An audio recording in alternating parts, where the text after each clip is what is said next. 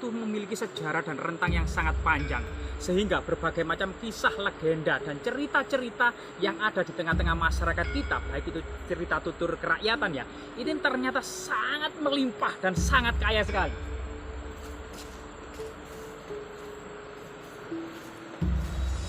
Jadi sambil kemudian melihat kondisi ya para petani menggarap sawahnya, menanam pohon durian, pohon kopi, singkong, pisang, alpukat, dan durian, banyak sekali tanaman-tanaman eksotis lainnya ya.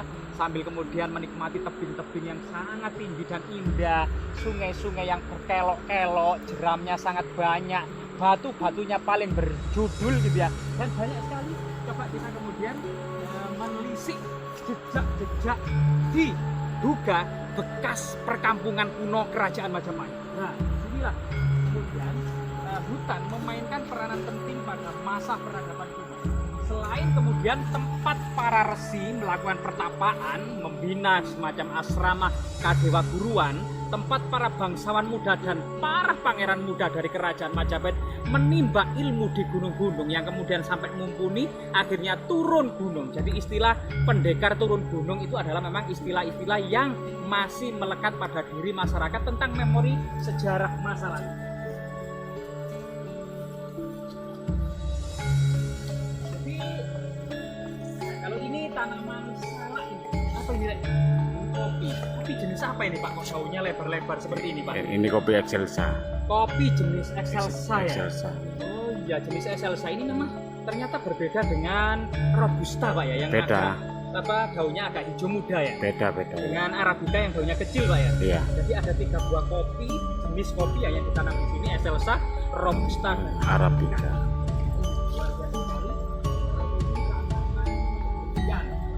Tanaman koro itu juga tanaman banyak. Teman-teman bisa kita saksikan jejak bekas pemukiman yang dikelilingi oleh tebing-tebing jurang. Ketinggiannya sekitar berapa meter Pak tebing yang ada di sana ini? Sekitar 200 meter. 200 meter sampai puncak sana ya. Dan ini ada sungai namanya Sungai Galuh. Nah, yang masyarakat tutur yang berkembang di masyarakat di sini itu ada semacam gua atau masyarakat menyebutnya dengan gua ayam.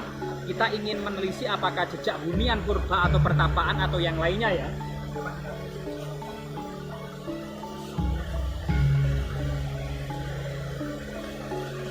Nah, jadi teman-teman generasi now ya yang jauh dari desa dan gunung, inilah tanaman kopi, pating merentul ya.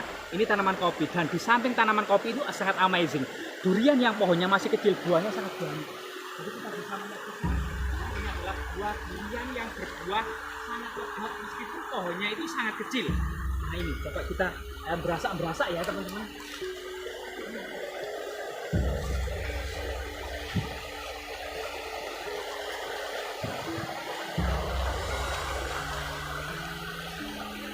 Ini juga pohon durian teman-teman. Di sini pohon durian.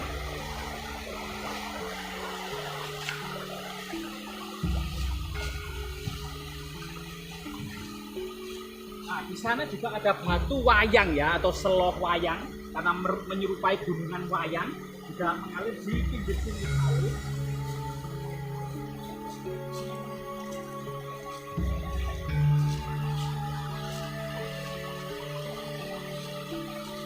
Jadi memang benar-benar seperti taman ya, laksana taman, pohon-pohon yang sangat rindang dan di bawahnya mengalir sungai-sungai.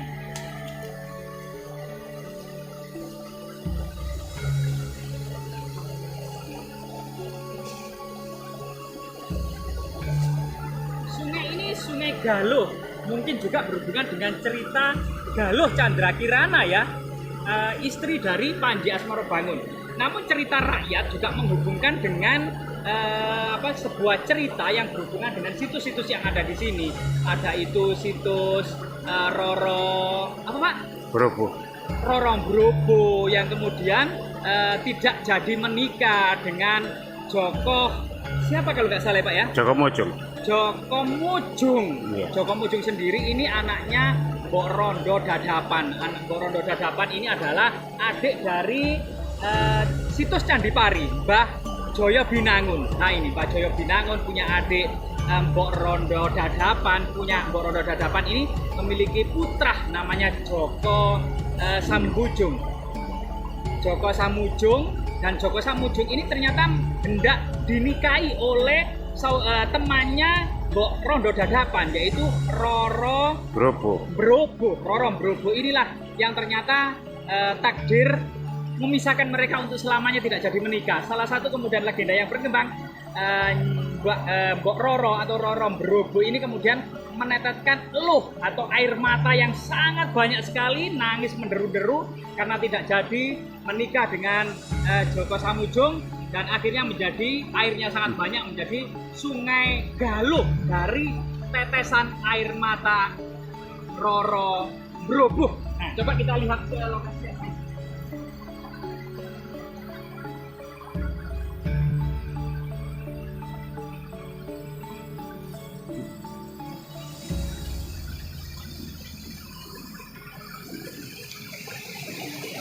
Kalau itu masyarakat punya tanaman apa Pak ini?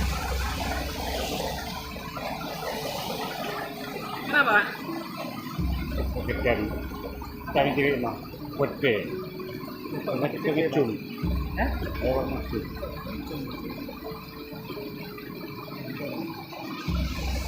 Oh. Nah, ini ada tanaman menarik Pak. Tanaman apa ini Pak? Banci. Banci. Iya. Oh, ya. Ada yang bilang banci, ada yang bilang bayam telepok. Ayam. Biasa teman-teman, warnanya merah-merah.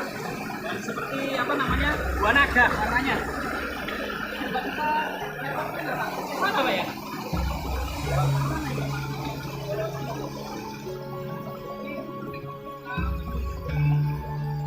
Kita menyusuri Sungai Galuh yang sangat dengan legenda daerah sini ya, tangisan dari Roro Brobo. Juga di sini ada jejak-jejak kayak jalan apa namanya, jalan kuno ya, ada pahatan-pahatan di tebing ini. Ada satu wayang, Solo wayang ya.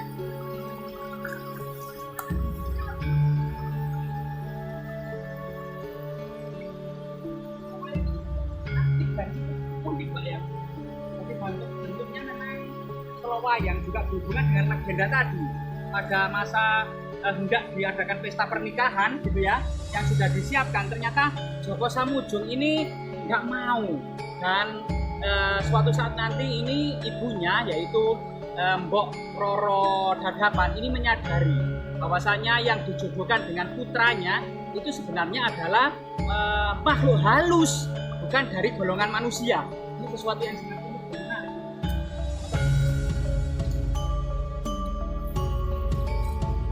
Jadi cerita tutur yang berkembang di masyarakat tentang keberadaan buah ayam itu masih di sana Pak? Iya ya. Masih di sana, kurang beberapa meter lagi Pak ya? Oh lewat sini Pak ya? Iya.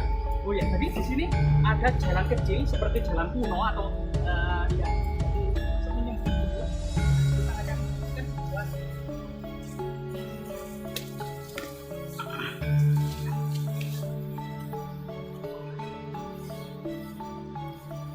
tertutup semua belukar ini Pak ya? Iya, ini. Oh ini, jadi ini Yang atas ini. yang atas ini, ke atas ini ada namanya batu raksasa yang masyarakat menyebutnya ada buah ayam. Buah ayam yang diduga pada masa ini ada buah raksasa memang. Cuman ini ada paralon besar banyak tidak agak terhalang. Nah ini sangat indah sekali teman-teman, dan seperti pahatan-pahatan masyarakat menyebutnya ini adalah buah ayam.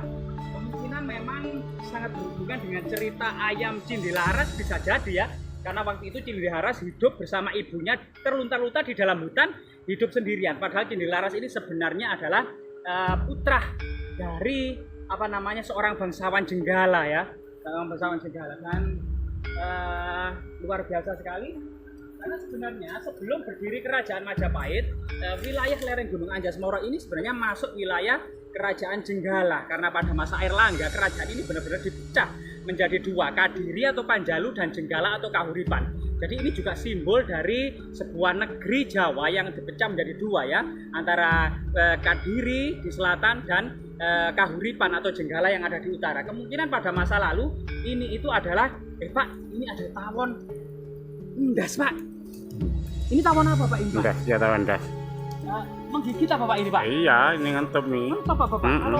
Kalau kita tidak mengganggu apa juga ngentup Pak? Ya enggak ganggu. Jadi teman-teman ini ada sesuatu. Awas, jangan dekat Mas. Nah ini tawon gas ya, Iya. juga hati-hati karena memang saat ini agak gelap suasananya, kita sulit untuk masuk karena juga terhalang oleh tawon gas keberadaan ini atau tawon Vespa ya, Iya. yang sengatanya juga merupakan upas. Masih kecil Mas. Masih kecil, dan di sini memang diduga dua ayam ini sangat berhubungan dengan legenda tentang kisah ya.